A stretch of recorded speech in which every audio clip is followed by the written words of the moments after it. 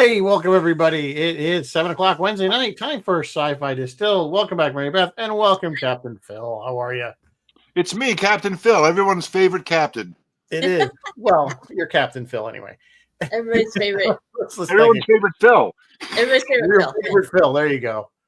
Actually, I have another friend, Phil, that I like quite a bit. So, you might be me. So you might be number two, Phil. You might be number You know two. what?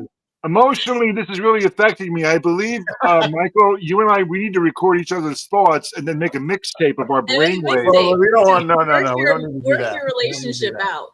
I think that would work. How do you look at a wedding dress? We're gonna splice high tech tape. No, they're just gonna raid the fridge and eat everything in the fridge.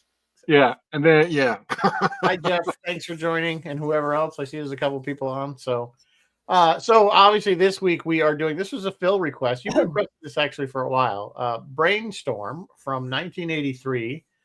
This was a Doug Trumbull film. So those of you who might remember that name. But before we get into that, I think we got some news and some discussion about news. And we do. We're gonna. It's almost more gossip than news today, but I don't. Just a little bit of news. I am going to mention. We've had a couple of deaths. I am going to mention that Richard Chamberlain has passed. Now he is not truly a sci-fi actor, but he was an American icon. He's best known for the Thornbirds, maybe Shogun, and he also played Alan Quatermain in King Solomon's Mines and Lost City of Gold. Oh, and also, just side note, Richard also was the first one to play Jason Bourne. He did a 1988 television film. They did The Bourne Identity in 88. It was either a film or a miniseries. So interesting. Did not know that. Richard has passed at the age of 90. We have also lost Val Kilmer. Val has passed at the age of 65 of pneumonia. We know that he had been fighting throat cancer.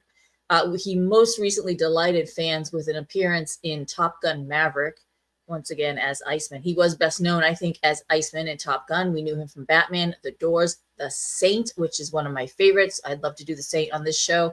And my personal all-time favorite movie, Real Genius, in which his irreverent humor shaped the minds of so many Gen Xers. Val. And I think we can't. Would be remiss to not to mention one of my favorite roles he played, which was Doc Holliday in Tombstone. Yes. Which I swear he wasn't even nominated for an Academy Award for that. He not only should have won it. That was probably one of the best performances I think he ever did. He killed it as Jim Morrison in The Doors too. Yeah. No, he was a very accomplished actor, no question about it. Yeah, just go check out his IMDb. It was amazing. And everything he did was amazing. Like he was so good in The Doors that he was Jim Morrison and he looked like Jim Morrison. And I think he sang some in there, didn't he? I don't remember. I don't know. Batman was not his best role. Star Wars has dropped a new trailer today for trailer or teaser for Tales of the Underworld. This is a new animated Star Wars shorts. These are shorts. This is not a TV show, right, Rizzo? These are shorts. I don't believe so. I think it's just along where they did the Jedi one. Yes. And they did so they're doing these little shorts. So there'll probably be like a collection of 5 or 6 like 10 minutes. Exactly. It features Asajj Ventress and Cad Bane. It looks good. So let's all check that out. Strange New World, oopsie, maybe possibly on the part of Paramount or maybe on the part of the network Sky Showtime. Recently, a Dutch fan was on Dutch Facebook asking the Dutch network Sky Showtime when Strange New World Season 3 would come. He asked in Dutch. Sky Showtime answered him in Dutch, August 1st, which made Americans audiences all go, you never told us when we're getting, why you tell? Okay, so people flipped out. Trek Culture did a video speculating, okay, if Europe is getting it August 1st, then America must be getting it July 31st, I guess. And then the whole post do we care at this point? All got pulled. Like it all got taken down. So that was a huge oops on the part of somebody. Was it an April Fool's joke? No, this was all happening before that. Was there an April Fool's joke yesterday? No, there might have been one today. In other news, the 3rd season trailer dropped for Strange New Worlds. I was hoping I was hoping it was a April Fool's. If you guys that saw it, wow. Has anybody seen it? Phil, have you seen it? I'm gonna put no, I haven't seen it. I was too busy watching Brainstorm over and over again. I'm gonna put both of these trailers, the Star Wars and the Star Trek trailers, in the chat. Guys, check out the Star Trek trailer and report back. Tell us what you think. I did hear something weird about them like doing an edit on Strange New Worlds for content, and I thought that might have been an April Fool's thing. Did you hear that? I did not see that. If this is for it's like you'd swear if you watch this trailer. The only reason I don't think it's a April Fool's is because somebody had to put a lot of production time into making it, and I don't mean just editing. I mean putting actors in costumes and stuff. So it's probably real, and it's frightening how bad it is. It's scary. Yeah, I you're gonna cringe all over the place. If Yeah. you thought the fairy tale episode was bad, wait till you see this crap. Yeah, I went on Reddit though. I went on the Star Trek Reddit, a couple of the subreddits, and a lot of people were pumped. They were like, you know what? More power to Strange New Worlds. They're playing with it. They're having fun with it. They're just kind of going ape with it. And I was like, but did I want them to go ape with it? Did I want them to go I didn't want him. Everything. You know? There's a crowd that's going to love everything. There's a crowd that obviously loves every show, even no matter how bad it is. Yeah. And the problem is that it was it's if you like it, that's fine, and they want to make, but it's not Star Trek. It's just there's nothing Strange New Worlds about it. It's like I'll spoil the trailer. I don't think I'm spoiling anything. I'll just spoil the trailer. The opening segments of the trailer they're making a TV show, right? Did I see what I thought? I don't know really what they were doing. It's like they're making or discussing watching a TV show about there space. was a Trelane reference or some kind of cue. We're gonna have Trelane. In this series. It just maybe I guess he's messing around with the ship, changing things, so that's how they're going to get away with the silliness. But Bill, it was strange. Bill has a point. I've been complaining that strange. That was the only thing I even said that to you. I said the only thing about the title that matches now is the word strange. And I feel like I want us to pause this so I could watch it and come back and join this discussion. So go ahead. We'll keep talking. Just put an earphone in and just watch it. It's only a minute long or something. We should have made you watch it before the show started. Yeah, I should have warned you. Homework. I know that the original series they did a play, the Conscious of the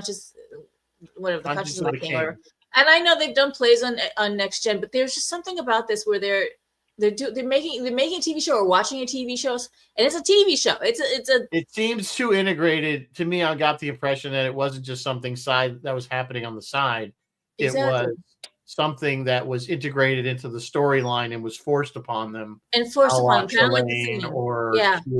Kind of like the singing. But my first thought was, my God, they've broken the fourth wall. They've gone outside the studio and they are now wandering around the parking lot. My thing is, it's like it's okay, I've always said it's okay that they have fun little episodes when you have 25 episodes.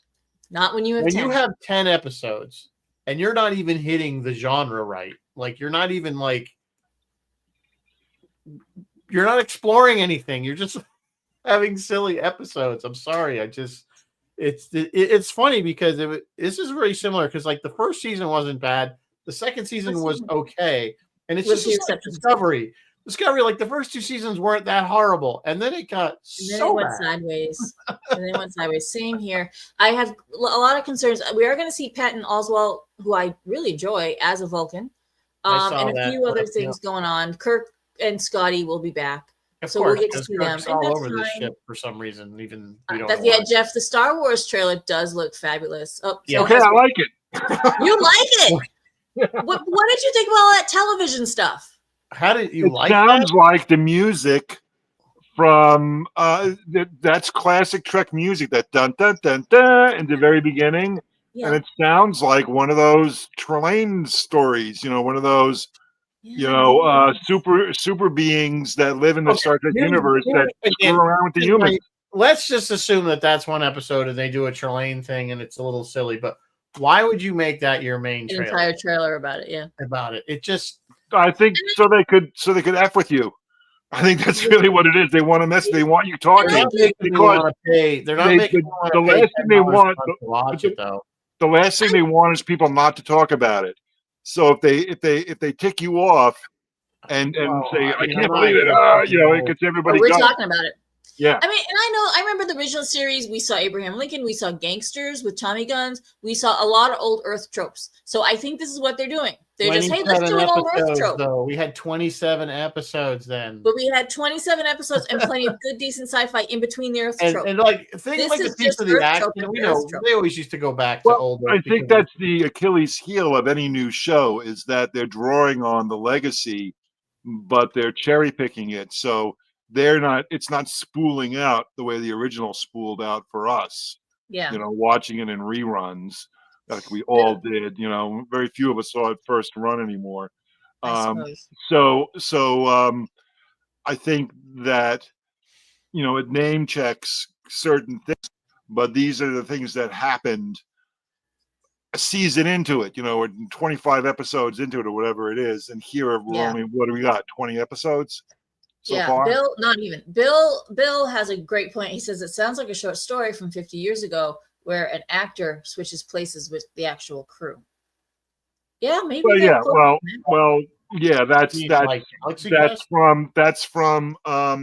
That's actually, it's not the collection Strange New Worlds where they published the fan fiction. It was like the first collected fan fiction they published, and one of them was Visit to a Strange Planet. And it was the actors. It was Nichelle Nichols beaming into the Real Enterprise. Oh, yeah. And she starts doing that. She starts, it was like Galaxy Quest. It's basically like Galaxy Quest, but it was basically a fan fiction from a Star Trek fanzine that they published in paperback form. Here's the thing. They don't have somebody in the chat will know the name of the book right away. They don't have the street cred to do this stuff. That stuff. No, they don't. They don't have the street cred. They're just throwing this stuff at us way too soon in this series, and it's I don't know. It's I think that's what you were supposed to make, which was a very original series type show that was supposed to be episodic. They're Strange New Worlds. It's in their title, which they never go to. They're just leaning on old stuff, and it's like you have the opportunity here to make a really good Star Trek show, even in the Disco universe. And I think they're dropping the ball, and they're just making something that it's like, I don't know, it's like a TikTok video or something, watching somebody do something stupid and silly and hoping somebody's going to watch it. Yeah. Well, it does. The opening scene does look like one of those AI 1950s retro trailers that they do for Star Wars or Alien. It has I'm all for having fun with these shows and having fun episodes and silly stuff. Around episode 18, not on episode 4. Well, the only thing that really bothered me, and this is my first pass, I'll have to watch it. I actually kind of like it. I don't know, I just enjoyed it. I think I enjoyed the trailer, but I think I enjoyed it that it's pissing you off as well. I think I like that as well. I think pissing me off is kind of a strong. It's just disappointing. But the one part I really didn't like was the part where it appears that Spock is standing in the holodeck. And we'll see where they go. I don't need any more holodeck. In fact, I really feel the holodeck should be removed from the Star Trek universe. It's like the words they used it was a crutch. It became a vehicle for stories that they would never been able to do, and it was a cheap way to do it, just like the transporter was a cheap way to get them to the planet. But in reality, it's dangerous because the holodeck is something's always happening on the holodeck, and horrible things happen, and it's always breaking or the holodeck runs people over the ship or whatever. It's ridiculous. And somebody's got to clean the biofilter. Yes. And that someone is but yeah, I'll save. You know what it is? I think they're just tickling us with a feather, to coin a phrase. There's Mara. Yep. All the time. The card game. All right. Guys, that's all the news I have, news and or gossip I have for tonight. Rizzo, what are we drinking? What are we drinking? We have a brain hemorrhage here. It's just kind of an oldie. This has been around forever, but it's called the brain hemorrhage. Oh, it is a brain hemorrhage. It's basically peach schnapps with a little bit of Bailey's drizzled in it, and then some grenadine to give it, it's a good Halloween one. It is a good Halloween one. It looks smoky. It actually probably doesn't taste that bad. No, it doesn't look smoky. It looks supposed to look like brains. If you do it right, you can make the Bailey's kind of float, kind of like swirl, like it looks like brains, clouds, like you have know? bumpy like clouds. Yeah, have like I the am brain not good at curve. those kind of drinks. It looks kind of disgusting here. Well, that's the point. That's the point. Yeah. That's the point. Hey, there aren't too many brain-focused drinks, and so. No, unless you're Hannibal Lecter. All right, 1983. Doug Trumbull releases this Doug. film, although as we talked, it was shot in 1981. Phil, you wanted this. You have a love for this film. Yeah, I think this is way up there. In fact, it was funny when we watched Gravity and when I watched Dark City. Gravity aged a little bit less for me, and Dark City stayed the same. But I think I increased my appreciation for this film when I watched it twice to refresh my memory. Let me just hang on. I want to just interject since we're talking about the other three. Out of those three, Dark City was still out of the best one, in my opinion. Oh yeah, I think I kind of agree with you, but I think there's just I feel that the author's the artist's brush of Doug Trumbull is really shows for this movie, because this movie is not only about what would happen if you recorded somebody's brain as they were dying. It's also about Doug Trumbull's struggle with the film industry, and the entire movie is kind of like he wants to create these amazing things, and they just screw with him the way the military screws with Louise Fletcher's character in this movie, and so they tear it all down. They blow up the production line at the end of the movie, which is exactly what Doug wanted to do with MGM, because of the way they treated this film after Natalie Wood unfortunately died. But I think there's two things I love about this movie. The first thing I love about this movie is, as a 1980s movie, it gives you time to learn the characters, who they are, how they react, and I really felt connected to the characters.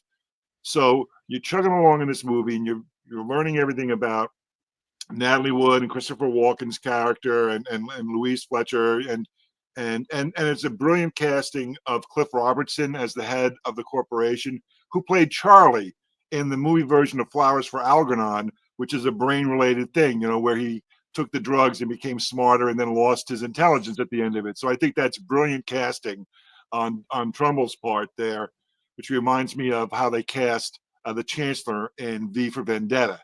It's the same sort of idea, there. So I love that. And around the 45-minute mark, Walken and Wood's characters reconcile their marriage, and it's a beautiful moment. I have questions about that, but yes. And it's a beautiful moment, and you start to think, this is like the woman dying, the main character dying in the movie Psycho, because you're going along in this movie thinking this is a movie about these two this married couple, and it's not. It's a movie about what happens when you die connected to this machine. So the movie just takes a big turn, and it's like a real Hitchcockian sort of move on their part in the story. So I love that, and I really like the fact that the scientists in this movie seem to me, in my opinion, are acting like scientists. They're emotionally immature. They don't really know how to deal with their emotions, and when they're angry or when they're dealing with infidelity. And who knows who cheated first? Did Walken cheat with Fletcher first? Then that break up his marriage? Did he just ignore her? Natalie, you don't know. That's Natalie's recollections. When you see Natalie's side of it, that's why they broke up. Yeah. But now she's shoving it in his face. Like, he comes home from work on the day of his great breakthrough, and there's her boyfriend rubbing it in his face. He raises the toast to him. It's like, screw you, I do, and your wife, sort of thing, while his son is sitting on the piano bench with her, and it's like, meanwhile, that's his greatest day of his life. He just did this amazing breakthrough, this amazing thing, and he's alone.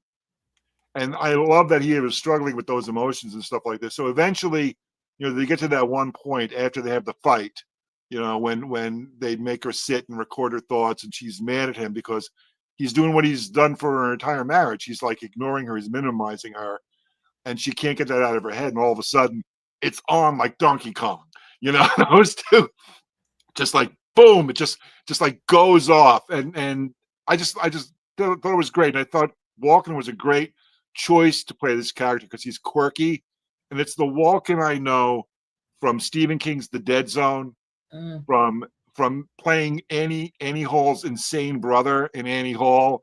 You know, it's that Walken that I'm seeing here in this movie. You know, where he's quirky, he's odd. He doesn't know how to deal. He doesn't know how to navigate the big, huge world of emotions and relationships. He doesn't even know.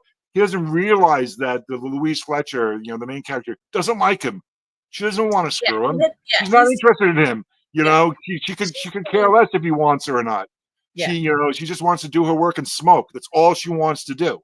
You know, so he's like a fly on the wall to her, and that's really shows up when they do the when the military shows up and on.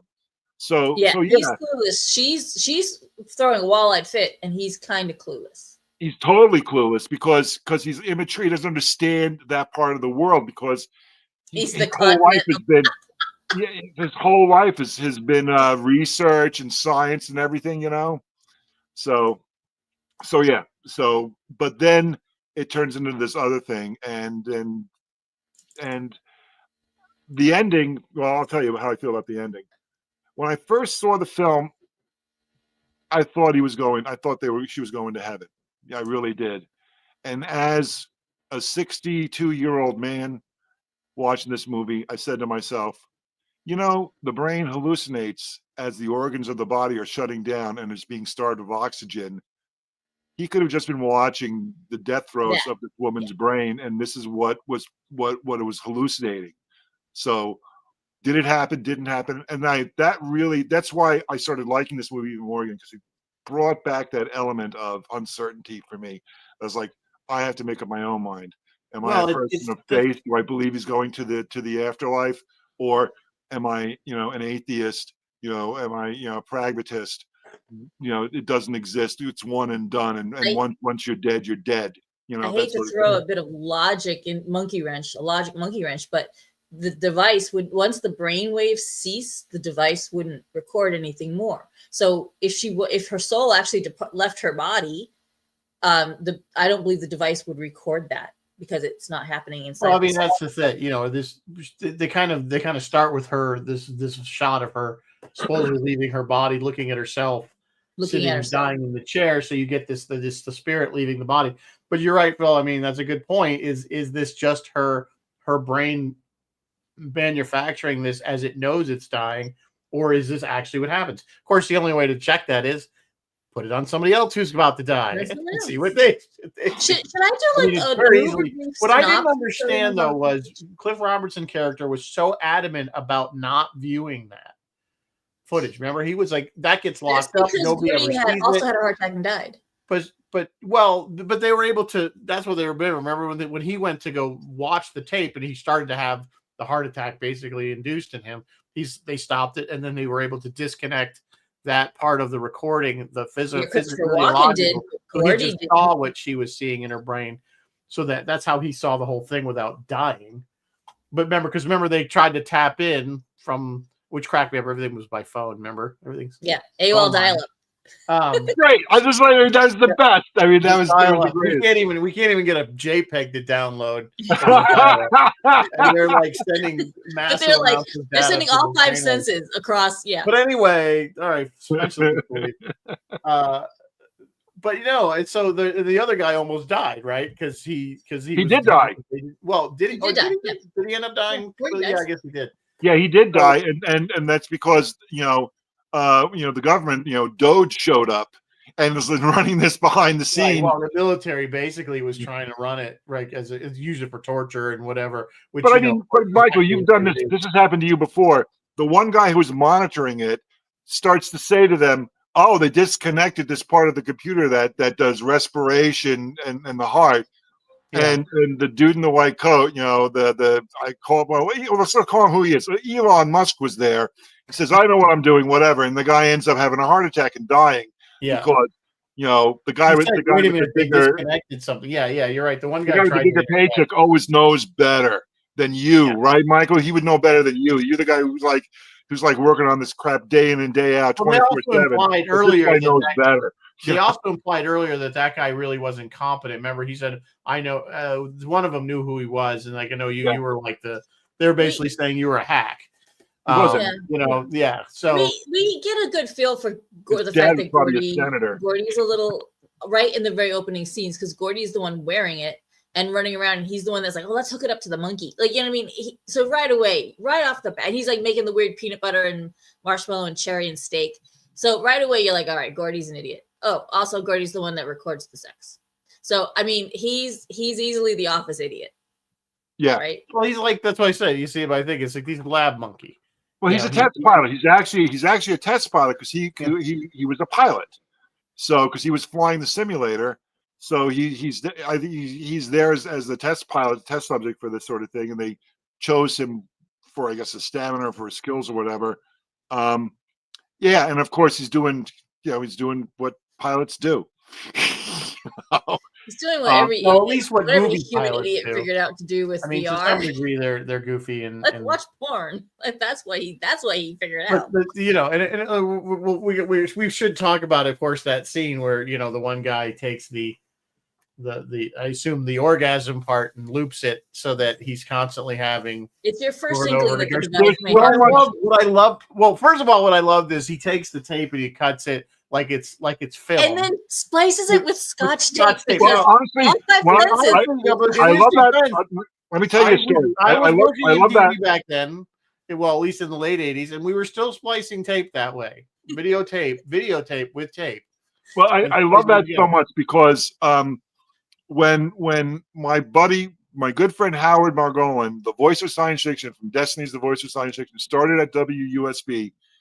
That's how they recorded their shows, on reel to reel, and that's how they edited the shows with a razor blade and tape. So sound is fine with scotch tape. So, I'm feeling like taste, smell, sight, and sensation. No, I did laugh at that because this is supposed to be so high end, and they're still using tape like we did back in the '60s or '70s. I just that thing they're looping an orgasm, and I say to myself, when Howard saw this in the theaters, because they're doing what he did in the station, Howard was probably having an orgasm there, just for that. Because if you ever want to, Mary Beth, if you ever want to feel like you've lived 100 years. Go to Howard and ask him how he used to edit Destinies in the 80s. And for the next 3 hours, and I'm telling you this because I've been there and I'm trying to warn everybody else not to go there. I've been there and he will explain it to you in excruciating detail. So when that scene comes up, it's like, that's great. It's a loop of an orgasm, and Howard would have an orgasm from just the editing and the tape, So great. Just that when I went to college in the '80s, they were still showing people how to edit videotape that way and audio tape that way. So that was still a thing. Yeah. But it was just funny because it's supposed to be this super high end thing. The other thing I think which was funniest about, first of all, let's face it, any new technology that comes out, like porn is like the first people to really adopt it and try to take advantage of it in some way. I mean, we all know holodecks aren't there for training. Humans have one-track minds. You know what I'm saying? So the VR, name a technology of AV type, and the porn industry will jump on it. So that was what cracked me up because somebody was going to do it eventually. But I think the funny thing that really I thought was great about it, after they find the guy and he goes to the hospital and he comes back, he's had like this religious experience. Like he's not traumatized by this. His whole world opened up. Like he's like a different person, which I thought was hysterical. And then they never follow up on that. They don't really follow up, but they're like, they gave him this leave of abstinence for like ever, but paid leave. They're like going to pay him because they're just like, just go away because you're saying. He's like, I'm golfing, I'm loving life. This was the best thing that ever happened to me. But he's like a hippie now. Yeah. Until he helps them hack into the corporation, and then once they figured out that he was there, that it was his phone, then all that stuff is going away.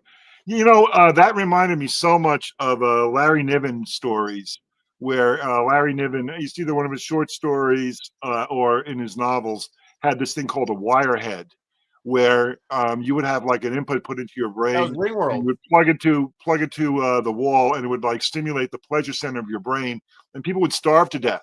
That was Ringworld. Yeah, Was that it was Ringworld? Ringworld, because the main character was a wirehead for a while. Yeah.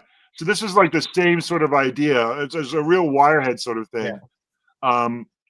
But oh yeah, the thing I took away from that was not so much the fact that this was like a porn scene. Like this is the only place in the entire film that had two female leads, and these two female leads, Natalie Wood, who's gorgeous, and Louise Fletcher.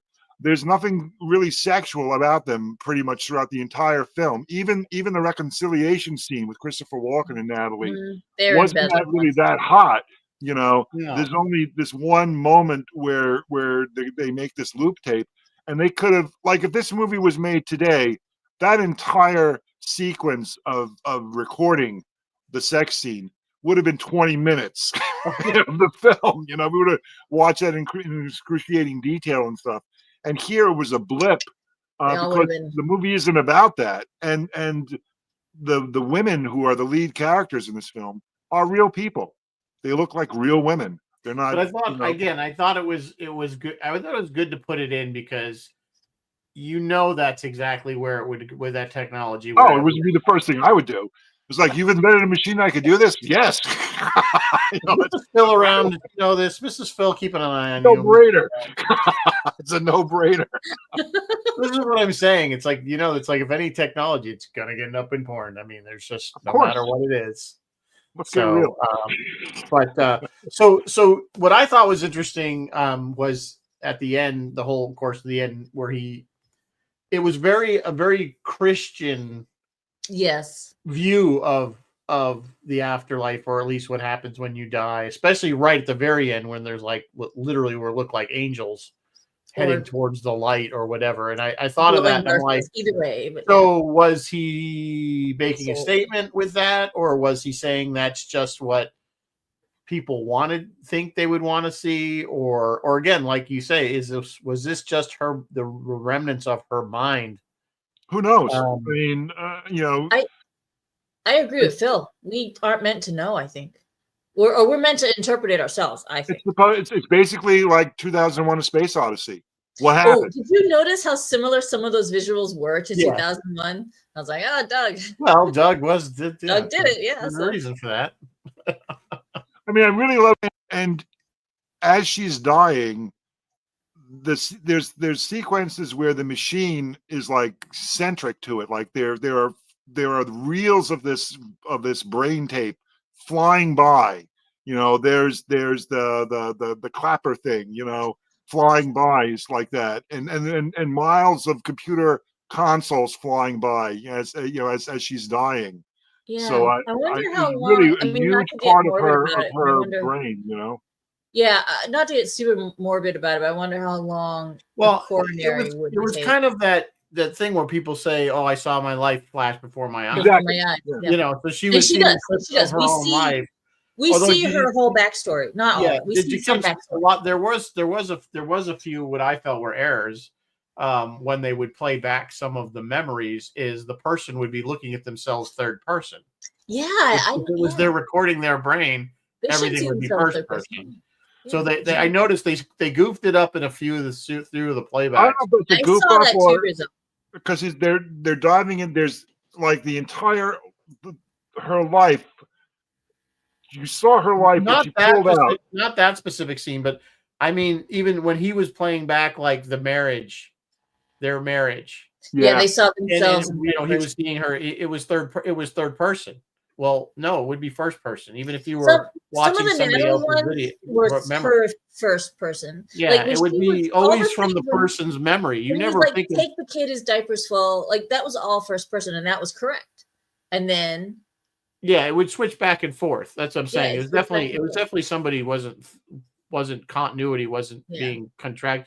The rules of how this device worked were a little fuzzy. Like there was no. Well, concrete... I mean, even if you're playing a memory back in your head of something, whether it's from your childhood or something from yesterday, you don't think of it, oh, there's me and my wife talking about this. No, it's from your perspective, You because seeing that's your the only wife. perspective you have. Yeah. You know what I'm saying? And that's I what don't know. I mean, I go back. It's more so to my childhood. I'll remember things from my childhood, and it's as if I'm looking at myself. Really? You know, like I have I think my earliest memory. those were films. Those were 8mm films you're watching. Yeah, Not your that wasn't a memory. So they were. I remember myself like walking around my block on a really hot day, and I wore like the wrong shirt, and I was like wearing a sweater, and I must have been like 4 or 5 years old or whatever. And I was walking around my block in Copiague, and I see that memory from that perspective as I'm looking out from the outside, looking at it, at myself on the street, sweating in this horrible yellow sweatshirt that I shouldn't have been wearing, but I was 4 or 5 years old, so what do I know? Yeah. So, but I don't remember where I was going. I don't remember, I remember it was hot. I remember I was walking, and I was about a block and a half away from our house in Copiague, and I don't know why I was. I think I was just taking a walk. Looking this way. I want to acknowledge some of the comments. Jerry was saying that just about the ending, that it was similar to the black hole, which is kind of true. Yeah, that had a kind of that weird colory, which I think they probably ripped off from 2000. Bill's asking how much of the phone connection was copied from the phone scene in Scanners. I don't remember that, Bill. I do remember Scanners. I don't remember the specific reference to the phones, but I did get a kick out of every time they put the phone in the jack and everything. Was I loved it. By phone. I loved it. And this is, and I kept thinking about the technology of the time. I mean, and that's kind of like, the big giant CRTs and, so there was this kind of mix between high tech and like future tech and current, whatever was current for that era of the 80s, early 80s. So I thought that was interesting. The idea itself is ahead of its time, but the actual way they did it was within. Yeah, some of the things that I found a little bit, and I know it was just for the movie, like the fact they went from this head rig that was like something out of Back to the Future. That was her first job. Time we see Doc Brown with the giant thing on his head. That was her. We go from that to this little within weeks. That's what Natalie did when they brought her on board. They're like, "Are you okay working with her?" And they asked her, "Are you okay?" I understand, and there's that was her job. There's whole degrees based on product design. Gotta go fast. It's a movie. You can't be sitting there for. I'm just saying, it was literally like weeks. They go from this. Yeah, they went from a giant head thing down to a sleek. And they were already on an assembly line. And they were on an assembly line. Manufacturing this thing. I'm like, you guys barely got through testing. We do need to talk about the ending. But they didn't know the thing could have caused brain hemorrhages for all they knew. No product testing. No product testing. Just make money. I do want to talk about the ending because I have some qualms with that. But I have a super fast plot point. At what point did Christopher Walken and Natalie Wood realize they were being watched and observed? What, after they complained about, after the son ended up in the hospital and they were walking through a fit? Or did they realize it at the hotel when they were yelling at the guys? I think they went to the hotel. That whole thing was set up to be I think they knew it when he forbid them to watch the tape, because they stopped him from watching the tape because they knew he was watching the tape. And then they wouldn't let him back in the lab. That's right. Yeah. No, they went away to the hotel, that was all a distraction. That was a setup to make them think that they weren't going to try to get the tape. Okay. I still don't understand why he was so adamant about him not watching the tape, aside from the fact that it had. I mean, the way that Cliff Robertson's character was like, it was like almost like blasphemy to watch that tape. Not that it was dangerous, which it was, but it wasn't like that. Like he was like, nobody's going to watch that tape ever. Like, most people would want to know. That's like what happens when you die. It could be blasphemy. It could be this is something I can't. Maybe that treaded on his religious. But that would have been better established, I think, had they established that he was like very religious. If they maybe showed him going to church once or twice. Yeah, like, you know what I'm saying? Then maybe that would have made more sense. I just really couldn't figure out his whole company is based on technology and science, and you'd think that would be something that would be a breakthrough to know this is what might be. We actually found evidence of I think I think well, first of all, that might have been just underdeveloped because of what happened with the end of this movie, where Natalie Wood died before they finished filming the movie, and this might have been something that they meant to put in the story. Like originally, I believe their son was supposed to drown in this movie in the pool, and they took that out because Natalie Wood drowned. So Kind they of didn't what want to doesn't have float. anything like that. So that was like, Interesting. Joke. yeah. So we don't know. But on the other hand, it might have been like the sort of thing that happened in the movie Contact, where they didn't want this information to get out because it's going to totally mess with people's religious perceptions, and it was going to set the world off. It'll be the Jews against the Christians, against the Muslims, against everything, because this confirms the the Judeo-Christian version of the afterlife. Yeah, You that's know? very, very possible, but that's an extrapolation. I wish Yeah. the movie itself would have That would have maybe been given interesting us. if they had come out and Mhm. said that to me it would almost, one could argue the opposite effect, that it would be a unifying Or it could have been a discovery. You know, unifying. Yeah. that people, there's always going to be people that fight it, but I mean, saying, oh well, this is, we were wrong. I want to talk about a little bit about where I think this movie fell down a little bit, where I questioned Doug Trumbull in his infinite genius. I'm questioning it. The end where they remotely ruin the production line, that was a complete tonal change. Like, this movie was a very serious movie, and suddenly you get to that section, that scene, and it was like there was slapstick and sound effects, like goofy little sound effects, and it was oddly, wrongly comical, I think. And then you cut back to Christopher up at Kitty Hawk having this religious experience. having a religious experience. It was very odd in that moment. I think it was trying to like break it up so it's not a whole single thing of walking, breathing heavy, and gazing off into the sky, next to a payphone, at Kitty Hawk. So they wanted to break it up and tempo it up a little bit. So again, they had trouble finishing this movie because MGM pulled the plug when Natalie Wood died. This may have just been the way Doug wanted to finish it, and he fought with them for 2 years to get this movie released. He and did. seeing them trash those things, I believe in Doug's mind, is him. That's how he felt about the film industry after this. And he didn't go back to make films after this. He went and did. No, he did.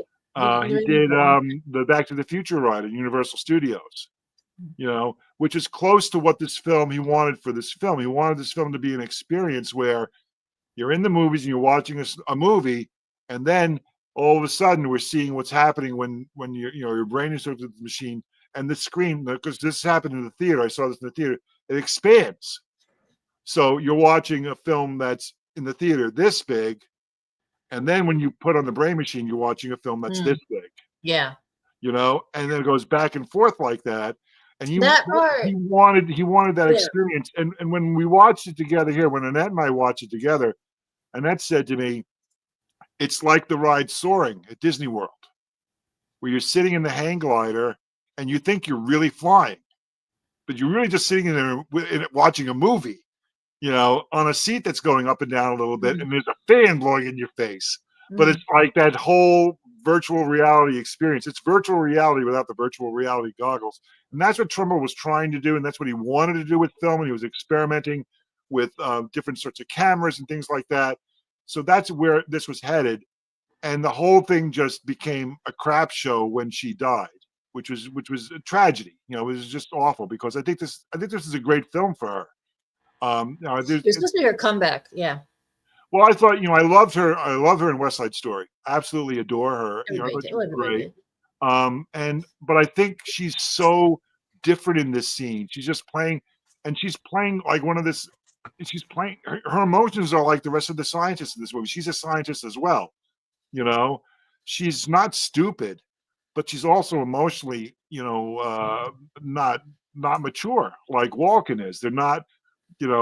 That's where they lack, and they just can't handle it. And it took this machine for them to overcome that. And it happened really quickly, for Walken and Wood. It happened really quickly in the movie.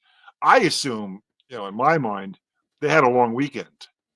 That they were like playing these games for 3 days straight. Yeah, that's what I actually I figured longer than a weekend. I expect that all happened over. Yeah. The scene though, getting back to the original comment about the factory being destroyed was first of all that it was It was again a very high suspension of disbelief that she could remotely control the whole factory, even with a master shut off that she somehow could override by a phone line. That was anything that knows anything about anything technology wise or factory. It's like, no, that's just, and I was kind of impressed that I don't, that the factory notice was completely automated. Supposedly, there was nobody there other than a technician watching the stuff. And what kind of cracked me up was if you're going to a full automation, again, your factory should be running 24 hours a day. You don't have a time when it's shut down. You know what I'm saying? That's the whole point of automated factories, is that you don't need to shut down. They can run all day, all night, just keep producing whatever. So that was kind of I thought a niggle on my part. Again, not anything I would really hold against Doug. I mean, it's just those are things that struck as I'm watching it that pops into my head. The foam was kind of ridiculous. I agree. Yeah. Why did this factory that builds the one robot that had big buckets of water activated foam? Yeah, exactly. The one robot's attacking and it's kind of giggling. You have to listen, but it is. That tone kind of wasn't the right tone. It was a little silly. I think that's just a part of the soundtrack. I don't buy that the robot. You know what I did notice in that scene? They're Waldos. They're not even full robots. They're just Waldos. They're just arms. When they get the fire extinguisher and they break through the glass to get through, did you notice it was supposed to be reinforced glass, which has the wire in it? The wire, which is supposed to be exactly to stop exactly what they were doing, which was to bash through it, which just break the glass and get through. The wire would stop you.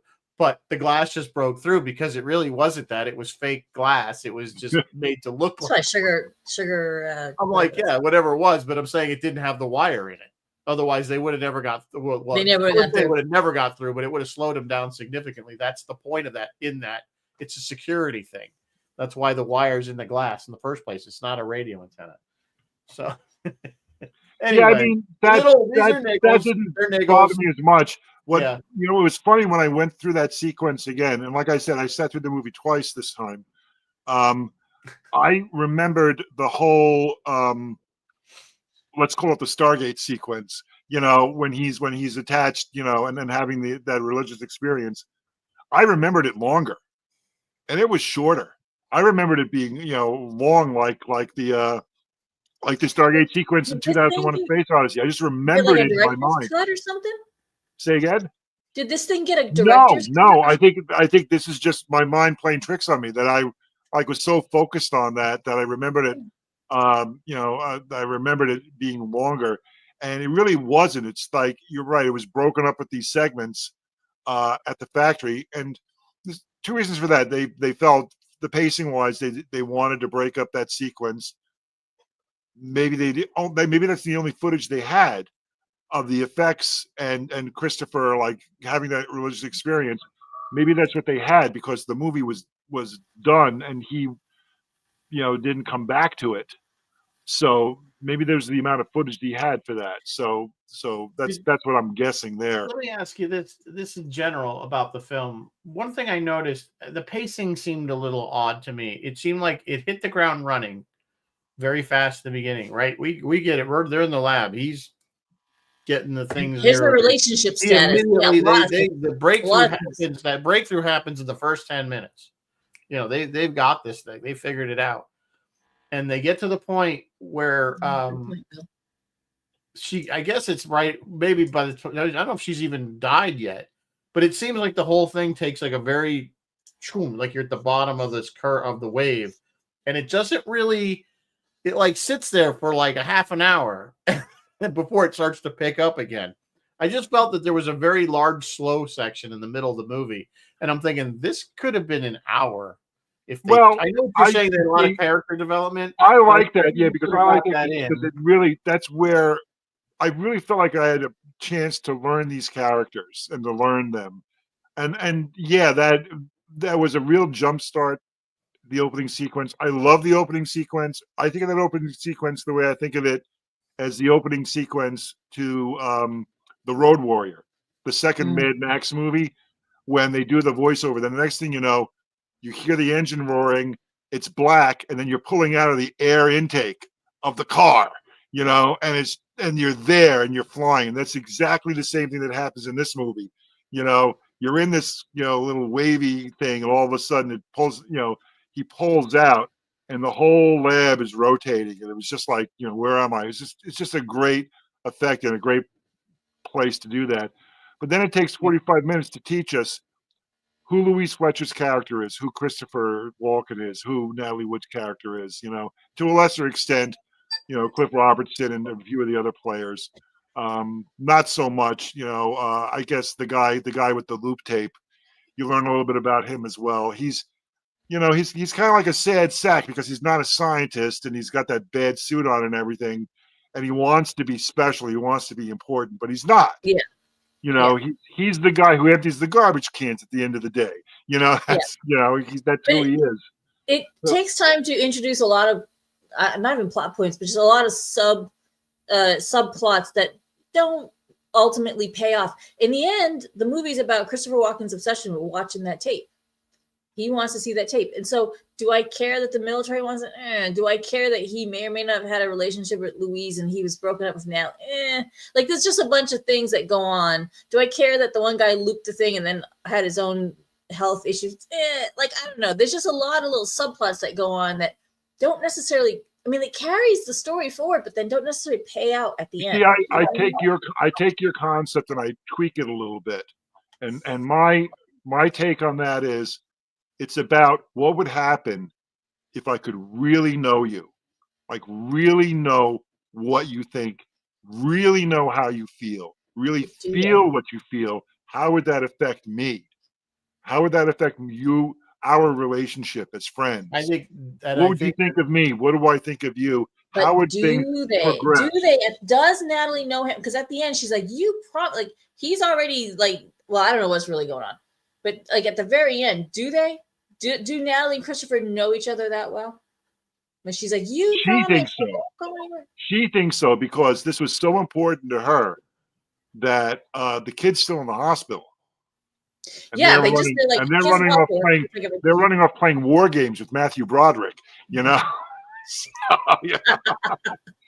So, I think they could have though. I think they could have made the ramp more even. Like I think they could have started out a little blip. And then maybe more develop. She dies, and then at that, you know what I'm saying? Because she dies, and then he tests it, and then it's like this, like you said, they go into this personal, thing, and it's like I would have rather seen that tension keep to ramp up till we got to the point where he finally gets to watch or view the video or whatever you want to call it. And I don't know. That's just a personal maybe. And why? And why does he want to watch that tape? Trumbull by any means, but Oh, it's obvious why he wants. It's obvious why he wants to watch the tape. He's a scientist. Chris LaRoche. This is what his life is. His life's work is to discover the unknown. So of course, but I think the pacing was affected by her death in the middle of filming. He had the bulk of the filming done. What he did is used her sister as a stand-in for some behind the over the shoulder shots and some dark profiles and stuff. But the bulk of Natalie's filming actually was done. Yeah.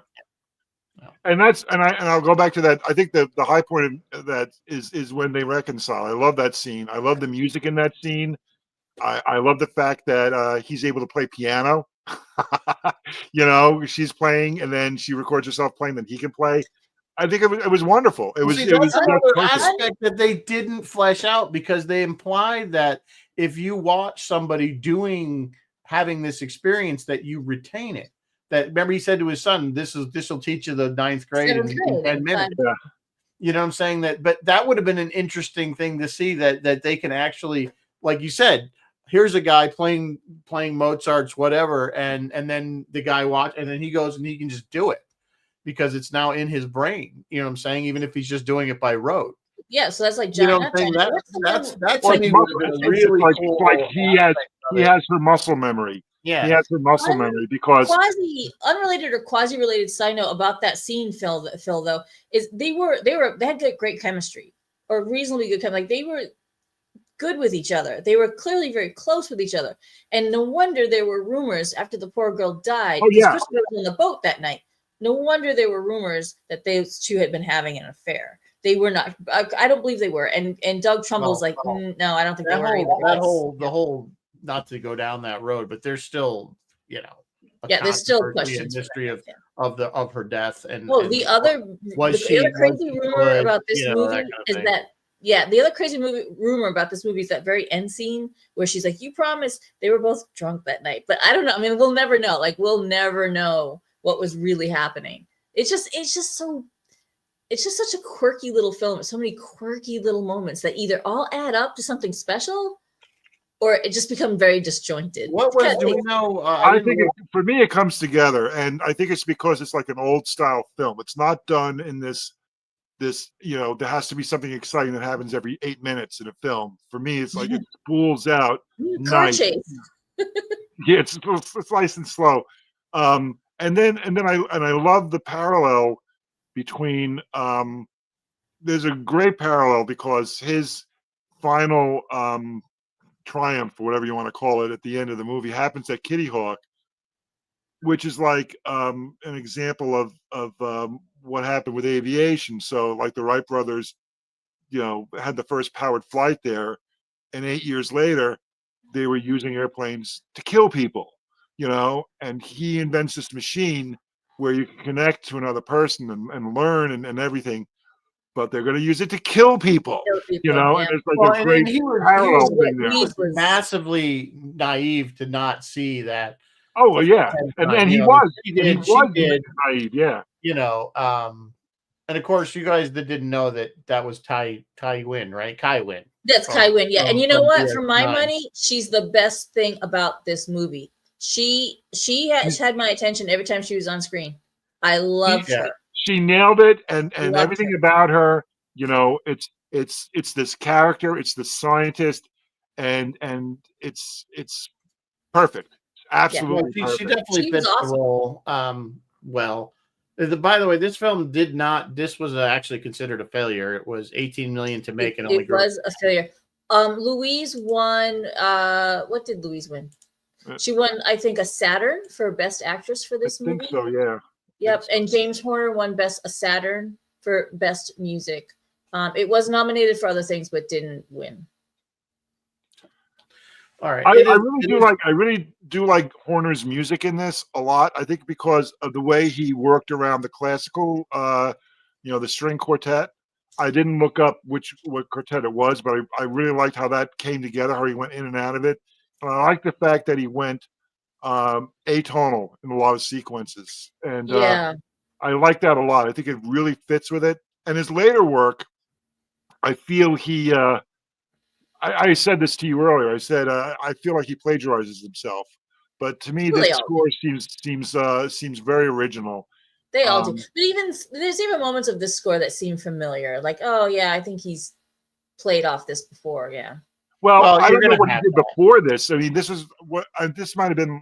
This was a very early film of his. This is before he scored Wrath of Khan. Just barely. Yeah. So. And what else did I want to say about that? And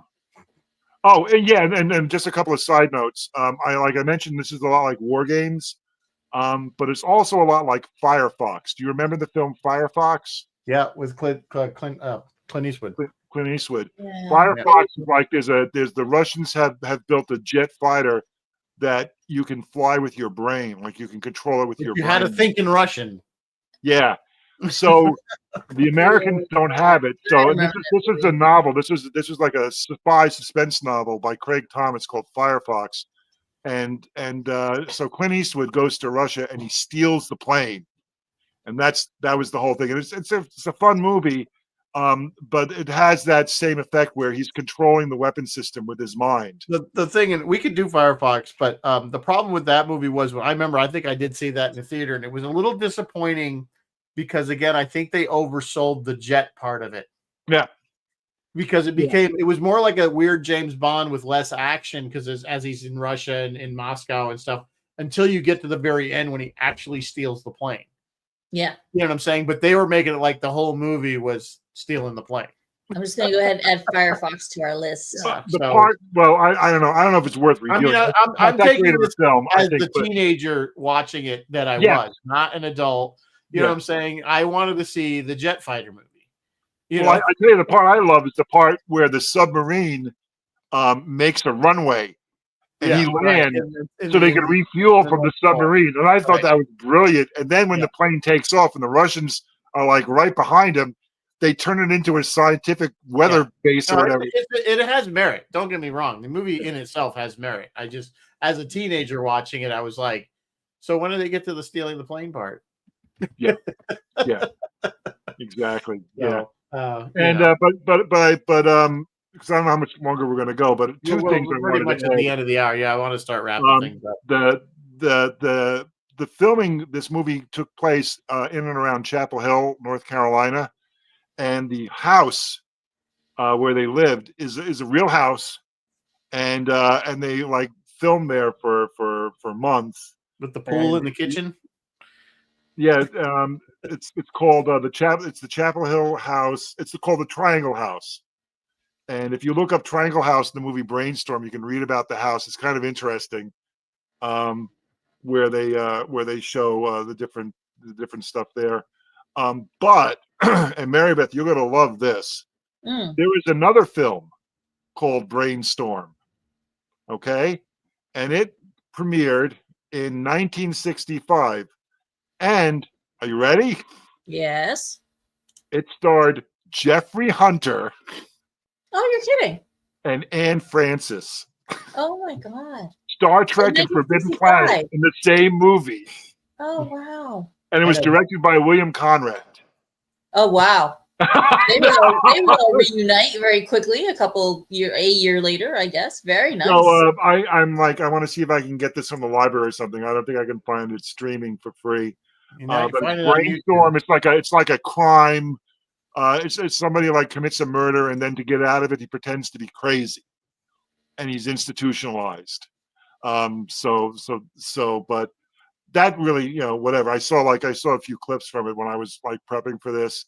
But when I saw Jeffrey Hunter and Anne Francis in the same movie, it's like I have to tell them about this. Crazy. That's crazy. Well, that was actors. That was they working actors. Of course, they're all working together. All right, so 1965. It's right when he did. It's right when he did the pilot to Star Trek. Yeah. So cool. It's that Jeffrey Hunter. It's before they put him in that chair with the blinky lights. And even that's not that Jeffrey Hunter. So, all right, wrapping this up.